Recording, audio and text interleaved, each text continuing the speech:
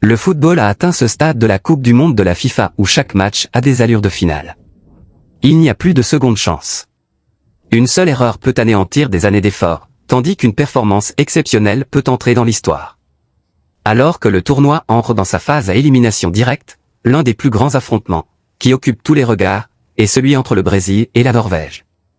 Au premier abord, de nombreux supporters miseraient sans hésiter sur le Brésil. Après tout, c'est la nation qui a remporté 5 Coupes du Monde et qui a vu naître certains des plus grands joueurs de l'histoire du football. Mais cette fois-ci, la donne est différente. La Norvège n'est plus simplement une équipe outsider qui espère un miracle.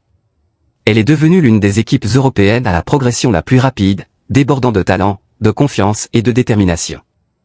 Et au moment même où le Brésil avait le plus besoin de bonnes nouvelles, il a reçu un coup de pouce considérable. Rafinha est de retour. Après plusieurs jours d'incertitude concernant sa condition physique, l'ailier brésilien a repris l'entraînement, offrant à Carlo Ancelotti une excellente raison de sourire avant l'un des matchs les plus difficiles du tournoi. Mais la question principale demeure. Le retour de Rafinha suffira-t-il à arrêter Erling Haaland et une équipe norvégienne ambitieuse? Aujourd'hui, nous allons décortiquer tout ce que vous devez savoir avant cette confrontation fascinante de la Coupe du Monde. Commençons. Le parcours du Brésil dans cette Coupe du Monde a été loin d'être facile. Chaque adversaire a tenté d'exploiter ses faiblesses et, contrairement au tournoi précédent où le Brésil dominait souvent grâce à un football offensif séduisant, cette équipe a dû se battre pour chaque victoire. Le tour des 32e de finale en était un autre parfait exemple. Le Brésil a certes vaincu le Japon, mais sa prestation a soulevé de nombreuses questions. Malgré une domination territoriale prolongée, les Brésiliens ont peiné à concrétiser leurs occasions. Des erreurs défensives ponctuelles les ont rendus vulnérables, et l'équipe était loin d'être irréprochable. Pourtant, les champions savent gagner même lorsqu'ils ne jouent pas à leur meilleur niveau. Cela a toujours été le plus grand atout du Brésil. Gagner à la dure. Et maintenant, alors que les phases finales sont encore plus exigeantes, l'expérience compte plus que jamais. Carlo Ancelotti le comprend mieux que presque personne. Ce légendaire entraîneur italien a passé des décennies à diriger les plus grandes stars du football.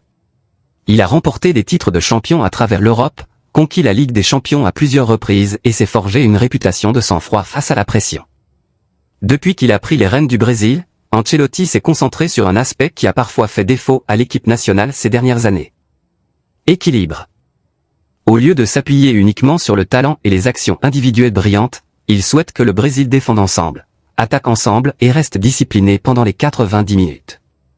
Cette discipline tactique pourrait s'avérer déterminante face à la Norvège. Cependant, chaque entraîneur a besoin de ses meilleurs joueurs à disposition.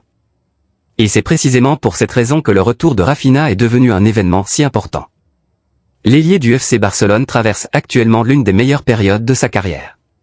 Sa vitesse, sa créativité, son volume de jeu et sa capacité à éliminer les défenseurs font de lui l'un des atouts offensifs les plus redoutables du Brésil. Contrairement à de nombreux ailiers traditionnels, Rafinha contribue sur l'ensemble du terrain. Il insiste avec agressivité.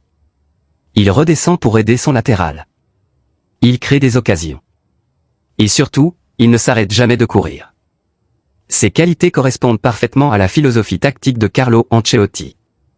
Lorsque les premières rumeurs ont circulé selon lesquelles Rafinha rencontrait des problèmes de forme physique, les supporters brésiliens ont craint le pire. Perdre un joueur comme lui avant d'affronter la Norvège aurait été un revers majeur. Heureusement, les récentes séances d'entraînement ont apporté des nouvelles beaucoup plus positives.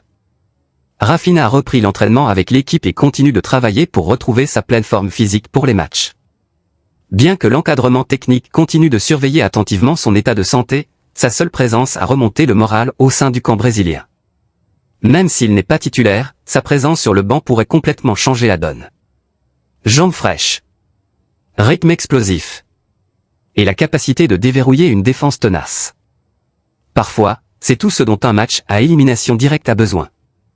Le Brésil comprend également que la Norvège ne se contentera pas de rester les bras croisés et de se défendre. Ce n'est plus la Norvège d'antan. Pendant des années, le football norvégien a peiné à rivaliser régulièrement avec l'élite européenne. Malgré la présence de joueurs talentueux, il a souvent échoué à se qualifier pour les grands tournois. Tout a changé. Une nouvelle génération a transformé l'identité footballistique du pays. La confiance a remplacé la peur. La croyance a remplacé le doute.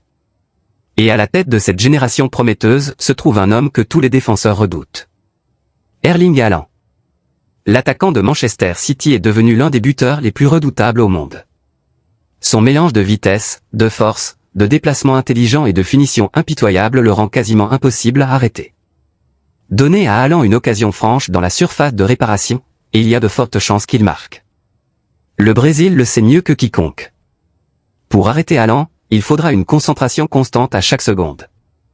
Un moment d'inattention. Une passe mal ajustée. Une erreur défensive. Cela pourrait suffire. Mais Haaland ne porte pas la Norvège à lui seul. Le capitaine Martin Degaard est la source de créativité derrière l'attaquant. Sa vision du jeu, sa qualité de passe et son intelligence permettent à la Norvège de passer rapidement de la défense à l'attaque. Dès que Degaard trouve une brèche entre les lignes, la Norvège devient soudainement extrêmement dangereuse. Ce partenariat entre Degaard et Haaland a transformé la Norvège en un véritable prétendant au titre, capable de déstabiliser les plus grandes nations du football. Le Brésil est pleinement conscient de cette menace. C'est pourquoi l'énergie de Rafinha, tant en attaque qu'en défense, pourrait s'avérer incroyablement précieuse. Sa capacité à contribuer à la défense tout en restant dangereux en attaque offre au Brésil une plus grande flexibilité tactique. Et face à une équipe norvégienne disciplinée, chaque avantage tactique compte. La phase éliminatoire ne tolère aucune erreur. Chaque passe, chaque plaquage, chaque décision pourrait décider qui continuera de rêver de gloire en Coupe du Monde et qui rentrera chez lui.